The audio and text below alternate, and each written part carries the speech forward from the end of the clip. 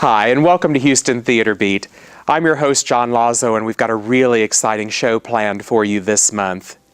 In our backstage segment, we'll pay a visit to the workshop of Phil Nichols of Facades FX Labs to get a look at how all of those amazing special effects that thrill Houston theater audiences are actually produced. In our in-performance segment, we'll join Queen Theater and some very talented young performers who are giving a whole new look to that classic tale, Alice in Wonderland.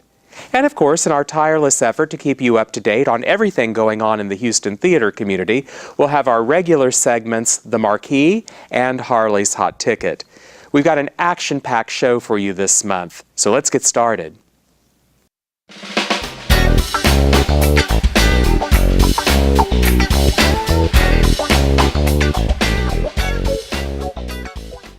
Hi everyone, welcome to this month's backstage segment, and I'm very happy to be here on location in Phil Nichols' workshop. And Phil, thank you so much for being on the show this month. We very much appreciate it. Phil, of course, is one of Houston's local special effects gurus. Phil, what is the name of your company? Facades FX. Facades FX, and Facades FX is involved in what kinds of special effects and aspects of production? Primarily, we're a special makeup effects and creature design house, but we also do miniatures and models and sets and props. Anything that people need, we generally can provide for them. Excellent. What are you working on right now? Right now, working on some top secret things for a couple films. Okay. We'll keep those top secret for the Houston Theater Beat audience. Yes. You'll have to come and see those things when they come out. Just recently we finished up Richard III at Main Street, which was wonderful. Richard III was actually the first professional gig I did back in 1985, so it was nice to revisit the play after all my years of experience and see what I could bring to it. And we did some really cool things for that. Did a severed head, did a cadaver that had been laying around for 3 months. Did Richard's hump, and then we did a quick change old age makeup prosthetic for the actress that was playing many different roles who played Richard's mother. In production in the studio now, theatrically, I am working on puppets for Avenue Q, which is going to be a country playhouse. And I'm also working on Frankenstein, which I'm directing and doing the effects for a country playhouse. And Evil Dead the Musical, which is also at Country Playhouse, which I haven't started yet, but I'm looking forward to that. That's amazing. This is one of the humps for Richard III. Oh. This one was the first one out of the mold, and it didn't key in quite right. It kind of hung on him instead of being tight on him. But as you can see, it was not just a hunchback. He wanted the complete deformity of the spine with all the musculature, and he also had this thing of Richard's battle scars being put on it. So I sculpted all this in it. This is the, go ahead. Now, how long does it take to do something like this? I did this in a day. Okay. Richard was a very rushed job. I mean, they only had 2 weeks of rehearsal to mount the show, which, if you saw it, was incredible, considering 2 weeks of rehearsal to do Richard III. Right. So, but I found out about it last December, and I'd lobbied to get on it. And he didn't know what he wanted at that time, and then when he figured it out, I got the frantic email to meet with him, and we did, and we built the 4 things that they asked for. But he really wanted Richard to be the boar, because Richard's standard was a boar, so he wanted this massive wild boar back, and we laid hair and all kinds of stuff on it to make it look like he had the bristly spine of a boar. And took about 50 pounds of clay to sculpt this out. Sculpted it on, started sculpting Friday night, finished sculpting it Saturday night, got it approved, molded it on Sunday. Impressive. A hand puppet that we built for a show called Javelina that was shot 4 or 5 years ago. It was about a killer javelina pig, and I made 2 heads and sent up to Austin where it was being shot. This is a Utah Raptor head. We built that in 2003, I think it was. Work had dried up and we needed to pay the light bill, so we built the full body. Would take it out to Traders Village on the weekends and let kids get their picture taken with it for $5. and that's how we made a living that summer. You know, we set up a whole environment. They came in, and we had the sounds and everything. Some of them were really scared. I mean, a little kid looking up into that mouth, they got really scared. But the parents wanted the pictures. Especially with the teeth going on. Right? Yeah. So I've also seen you, one of the things that I'm familiar with, one of your skills, is I've seen you actually do the blood special effects, Right. where characters actually bleed on stage, which audiences always find amazing. Without giving away too many secrets, can you give us the basics maybe of how that works? Sure. For Agnes of God, which is the show you saw, it was an internal rig that was pressurized, and it was a tube she had under her arm that was pressurized, and a vial, and then the tube ran down her arm, and all she would have to do was undo a clip that let the blood flow out like that. For movies, as trade secrets, I use the H2O blaster water weenies, these giant syringes, and we fill them with blood, and we put tubing in them, and snake the tubing up the actor's pant leg and connect it to the prosthetic. And in the prosthetic there'll be a whole series of channels and stuff, depending upon what it needs to bleed like. Right. And then the blood will flow from the water weenie through the tube into the channels and out the orifice that it needs to flow out of. So you can control the difference between someone who looks like they're just slowly bleeding or someone who's gushing Right. blood or things Right. like that. Right. On Ether Dome, for the amputation, another thing that was in the round and self-contained, it was another pressurized thing. We got a garden sprayer and pumped it up and connected it to the tube that ran into the fake arm, and the actress would just squeeze the control nozzle that would let the blood squirt out. Oh, fascinating. I want to thank Phil Nichols for inviting us into his studio today, sharing his time, his expertise with us, all of those magical special effects that you see on stage when you go to the shows. Maybe this gave you a little idea of the background for that. And if you really want to see Phil's work in action, the place to find him these days, it seems like, is Country Playhouse. We have Avenue Q that he'll be working on. That's the summer musical, which will be running in July. And then, of course, if you really want to see Phil's special effects in action, you need to make sure you're at Country Playhouse in October, when he will be working on both his production of Frankenstein and assisting with the production of Evil Dead the musical. And Phil, those dates are, when were those running in October? October 12th through the 28th, I believe. October 12th through the 28th at CPH. So thank you again, Phil, and we'll be right back with our regular segment, The Marquee. Experience the phenomenon of Disney's The Lion King. Marvel at the breathtaking spectacle of animals brought to life by award-winning director Julie Taymor, whose visual images for this show you'll remember forever. Thrill to the pulsating rhythms of the African Pride Lands and an unforgettable score including Elton John and Tim Rice's Oscar-winning song, Can You Feel the Love Tonight? And Circle of Life. Let your imagination run wild at the Tony Award-winning Broadway sensation that Newsweek calls a landmark event in entertainment, running July 10th through August 12th at the Hobby Center. The Music Box Theater presents Travesty. The Music Box Theater takes to the open road in this musical tour of America, featuring songs and sketches about your favorite destinations and the joys and difficulties of reaching them. Travesty is a trip you won't want to miss. Join the Music Box cast for this comedy variety show, which includes songs such as Hotel California and Georgia on My Mind, running May 4th through August 5th at the Music Box Theater. Stage's Repertory Theater presents Steel Magnolias.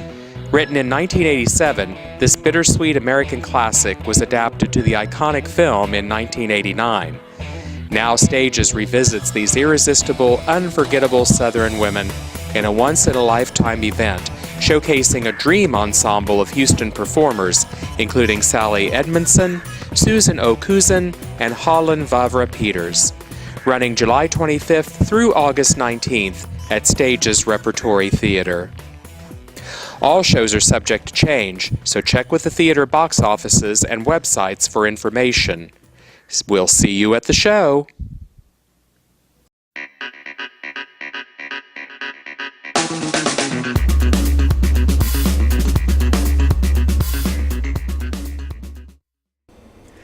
Hi everybody, and welcome to this month's In Performance segment. And I'm very happy to be here at the Dunham Theater at Houston Baptist University talking to Katie Harrison and also a couple of actors, Riley and Scott, thank you. Sorry, I almost forgot. Just call him crazy. All right. And we're talking today about the Queen Theater production of Alice in Wonderland. And Katie, tell us more about it. How are you approaching this production? What's the show about? Give us some details. Well, we actually started this project 2 years ago. When we started forming as a production company, the Queen Theater, we had 1 year kind of in the business segment, and then our first year started in September. Alice in Wonderland has wanted to be our big show, the first big show that we do, because we, as the Queen Theater, we are Queen as in chess, the chess piece. So Alice, in the books, Alice in Wonderland, and through the Looking Glass, she travels across the chessboard to become queen. So we're kind of mirroring our journey as a brand new theater in Houston, which is a very scary thing, to travel across what we've done to our several shows and fundraisers and all that kind of stuff to this production here, which is kind of the heart of us to say, we've made it. We are the Queen Theater. We have become the Queen. And so it is an original production. I actually am the author of the script. I took both books and put it together and then put a little bit of Katie's crazy brain in there as well. So no one has ever heard this story before. It does follow the basic idea. It has all your favorite characters in it, the Tweedledee and Tweedledum, the Mad Hatter, and March Hare, White Rabbit. But we have thrown in a couple of interesting new things. There's also a chapter that was never published that we have added into this one with a wasp. Oh. Yes, so we've added that story into this, and then there's a little bit of a twist on the Jabberwock. It's something no one has ever seen before. So we kind of can bring it back to a morality lesson so that kids can learn a little something about Alice's flitting through Wonderland. And I also managed to get a couple of the actors to come and talk to us today as well. I'm sure if you're at all familiar with the story Alice in Wonderland, you can probably, from their costumes, figure out which characters they're playing. But I will go ahead and ask them about their involvement in the show. Riley, you are playing Alice. And tell me all about the role and what's special about it to you. Alice is she's in her early teens, and she's kind of like most kids in the early teens, or at least I was. She's kind of in her own world. She's kind of daydreaming all the time. She kind of wants things her own way. She doesn't want to pay attention. And a lot in the show, they always say, pay attention, and she just thinks, why? Why do I need to? So she, in the middle of studying, she ends up falling asleep, and as we all know, she goes through different parts of her dream, just different characters she meets, and the weirdness of it all. And I think it's kind of takes you on a trip for a minute, but it's such a cool experience that way, because I think our minds kind of all go there at some point, and that's That's excellent. And Scott, I guess we can tell from the hat that you are the Queen of Hearts. Yes, right. Yep. Tell me about your role as the Mad Hatter. The Mad Hatter in this play puts on a really unique role, I believe. Besides this amazing costume that we've found. Made, but you get the picture. Mad Hatter puts on a mentoring role for Alice in this play. He guides her through Wonderland, even though he's really not supposed to, and drags her through all of her mysterious adventures. And he even has his own unique portion in setting to test Alice in, which is pretty funny. I enjoyed it a lot. And really, this play is, without a doubt, better than any Alice I've ever seen. The Walrus and the Carpenter.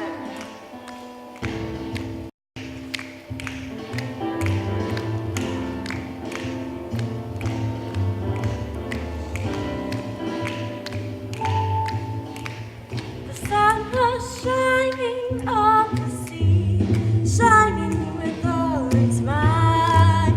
He did his very best to make the billows smooth and bright. And this was all because it was the middle of the night.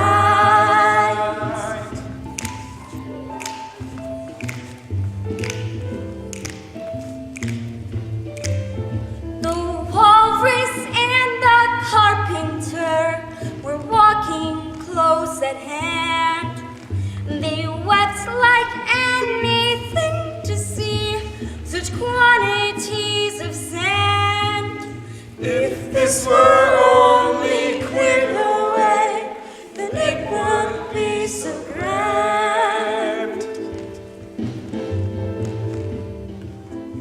Oh, oysters, come and walk with us. The walrus did beseech. A pleasant walk, a pleasant talk along the briny beach. We cannot do it more than four to give our hands to reach. The time has come, The walrus said, to talk of many things, of shoes and ships and sealing wax, of cabbages and beans, and why the sea is boiling hot, and whether things have wings. A loaf of bread the walrus said, is what we chiefly need. Pepper and vinegar besides are very good indeed.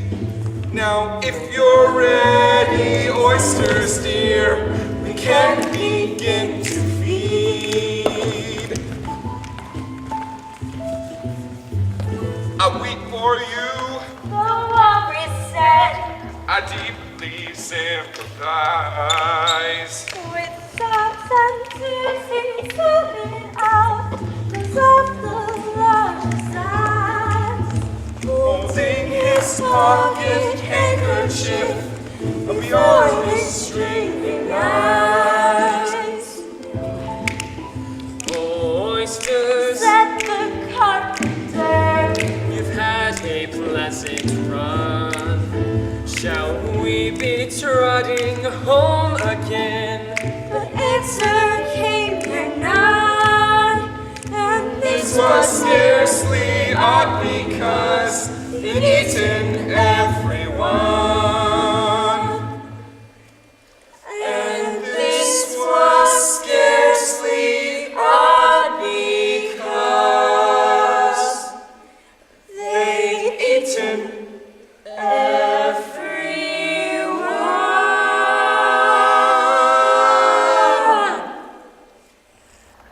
Well, thank you very much for having us into your rehearsals. Thank you. Katie. And can you tell us, give the Houston Theater Beat audience some idea of where the show's going to be, when it opens, how they can get tickets, etc.? Of course. We are performing at HBU's beautiful Dunham Theater. Some of the kids got to see it for the first time today and went, so we hope our audience will do the same thing. You can get tickets by going to our website, which is www.queentheater.org. For you non-theater people, it's THEATRE.org. You can also call our phone number. It's 832-539-1109. And when do you open? We open on July 7th. We have two performances. We have a matinee at 3, and we also have a show at 8. And then the following week, we have shows Thursday and Friday at 8 o'clock, and then we also have a matinee on the next Saturday, and we close Saturday the 14th at an 8 p.m. show. Great. So everybody has plenty of opportunities to Absolutely. come and see the show. That's Absolutely. great. And make sure that you don't miss Alice in Wonderland, presented by Queen Theater here at the beautiful Dunham Theater in Houston Baptist University, on Houston Baptist University's campus. And I'd like to thank Katie, Ann, Riley, and Scott for being with us today on Houston Theater Beat. Now stay tuned when we have our final segment of the day, Harley's Hot Ticket.